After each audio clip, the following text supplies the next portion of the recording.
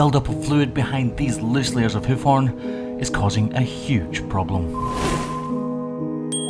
This is an incredibly lame cow, lameness which has been caused through some kind of incident. Look at the heel on this cow's foot. Ouch. So clearly this entire heel is peeling away. This is actually the only lame cow here today. You can see her feet are in good condition. They're not long and overgrown, so this isn't a case of this cow's not been looked after. These cows are exceptionally well looked after, and something's gone wrong. This inside claw barely needs any work, but we balance it up and then reduce the size of the outside claw to match the inner one before grabbing the knife. This puncture mark here is where this has all begun. There's been a mark here or a crack here in her white line. This is her white line here, this kind of greyish subject. This kind of greyish substance. Weird, I know, because it's called the white line. It is what it is, folks. Right, just gonna put our knife in the back of our heel here, and hopefully we can peel most of this away fairly easily. Well, it's pretty tough, I was about to say fairly easily, but fairly easily.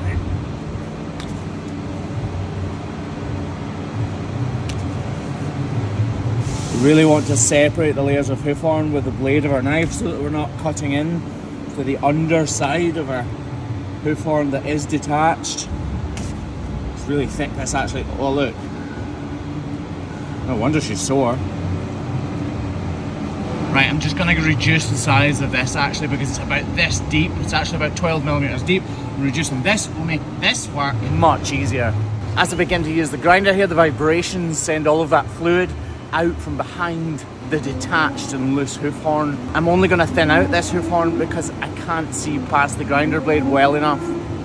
Right, and now it's a bit easier for the knife. That's what we're going to use. Again, I'm going to put my knife blade in behind this and peel away. Oh, you can see a cavity opening up in there now. See, this is where I said the root of the problem had been, and that's why it's worst in that area.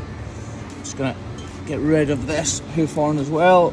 This is relatively safe, so we can go fairly quickly here. This bit's not, however. Gently, gently, gently. You're okay. You're alright, you're alright.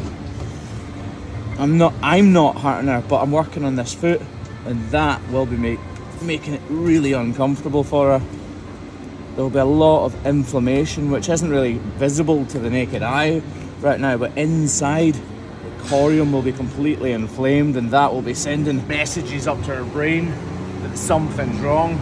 Those messages are relayed as pain. This bit I was just about to say, this bit of the hoof horn is really hard to pull through, and just carve away there.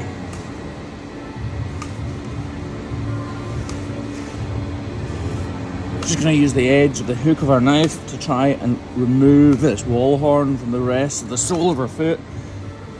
We've basically got a gully in there that's just going to attract dirt and debris. You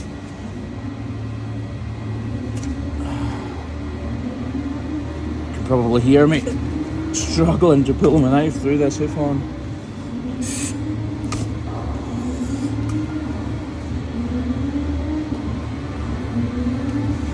You can actually see as I get my knife and pull that isn't attached up the side either.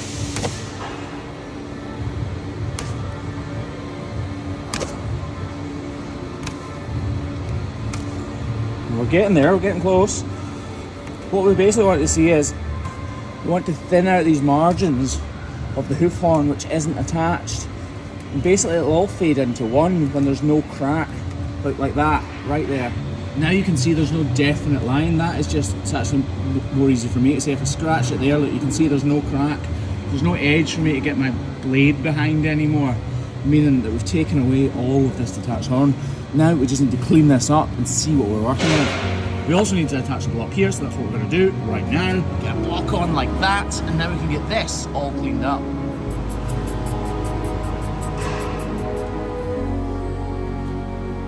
See the dermatitis actually attacking our hoof here. That's what all of this rawness in here is. Ouchie. Problems like this take a substantial amount of time to heal, but hopefully over the coming months, heal she will.